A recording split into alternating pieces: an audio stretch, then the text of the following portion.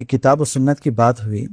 کیا داعی اور مبلغ کے لیے ضروری ہے کہ وہ کسی مدرسے سے فارغ ہو؟ نہیں، ضروری نہیں ہے، البتہ علم حاصل کرنا ضروری ہے۔ علم حاصل کرنا ضروری، مدرسے کے اندر ہی وہ علم حاصل کرے یہ ضروری نہیں، علم حاصل کرنا ضروری ہے۔ اس لیے جب آپ نے پوچھا کہ برادرس سے مراد کون ہے تو ہم نے اس وقت کیا کہا تھا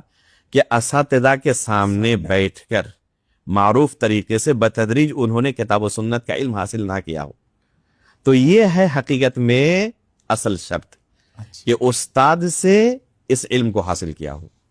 استاد کے سامنے بیٹھ کر بتدریج معروف طریقے سے علم کو حاصل کرنے والا ہو۔ تو اس سے یہ پتا چلا کہ استاد کا ہونا ضروری ہے۔ اب یہ استاد اپنے گھر میں بیٹھ کر کسی دوسرے کو تعلیم دیں، کوئی شخص جائے اور کسی استاد کے گھر میں جا کر ان کے پاس پڑھے، یا پھر وہ استاد مسجد میں بیٹھے یا پھر مدرسے کے کلاس روم میں بیٹھے، کہیں پر بھی بیٹھے، لیکن استاد کے سامنے بیٹھ کر اس علم کو حاصل کرنا، بتدریج آگے بڑھنا، اسٹیپ بائی اسٹیپ،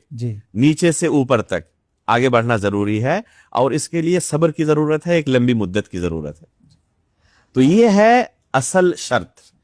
کبھی آپ نے نہیں سنا ہوگا کسی عالم دین سے، جو لوگ برادرز پر تنقید کرتے ہیں، انہوں نے یہ شرط لگائی ہو کہ مدرسے کے اندر ہی پڑھنا آپ کے لیے ضروری ہے، کبھی انہوں نے یہ بات نہیں کبھی نہیں لگائی شرط۔ ہمیشہ وہ یہ کہتے ہیں کہ آپ اساتذہ سے معروف طریقے سے علم حاصل کریں۔ آپ شیخ ابو زید ضمیر حفظہ اللہ کو جانتے ہوں گے؟ جی الحمدللہ۔ جو علماء کرام برادرز پر تنقید کرتے ہیں، انہی علماء کرام کو آپ نے دیکھا ہوگا کہ شیخ ابو زید ضمیر حفظہ اللہ کی طرف لوگوں کی رہنمائی کرتے ہیں کہ ان سے آپ جڑے رہیں اور ان کے دروس سے استفادہ کریں۔ جی بالکل۔ حالانکہ شیخ ابو زید ضمیر حفظہ اللہ انہوں نے کسی مدرسے میں تعلیم حاصل نہیں کی، کسی مدرسے میں جا کے انہوں نے نام نہیں لکھایا، لیکن جو علم حاصل کرنے کا معروف طریقہ تھا اہل علم کے یہاں، وہ طریقہ انہوں نے اختیار کیا، علماء کرام کے ساتھ جڑے، اور پھر انہوں نے علوم اعلیٰ جو ہے، نحو ہے، صرف ہے، عربی زبان ہے، اصول فقہ ہے، جو علوم اعلیٰ ہے، ان کا علم حاصل کیا اور بتدریج آگے بڑھتے رہے، یہاں تک کہ جب ان کے پاس الحمدللہ صلاحیت آ گئی عربی زبان کو دائرے سمجھنے کی، تو شیخ البانی رحمہ اللہ، جو کہ اس صدی ہجری میں دنیا کے سب سے بڑے علماء میں سے گزرے ہیں، تو شیخ نے ایک لمبی مدت تک شیخ البانی رحمہ اللہ کے جتنے کیسٹ تھے ایک طرف سے تمام کو سن ڈالا۔ وہ 400 سے زیادہ کیسٹ ہوں گے،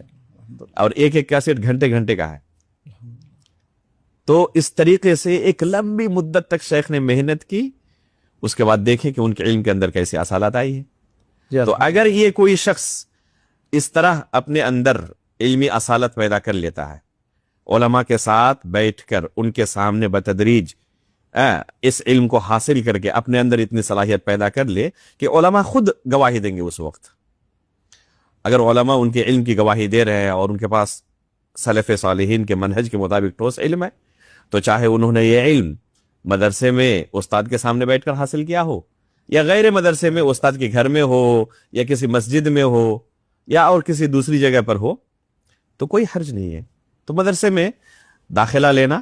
اور مدرسے کا فارغ ہونا کوئی ضروری چیز نہیں ہے۔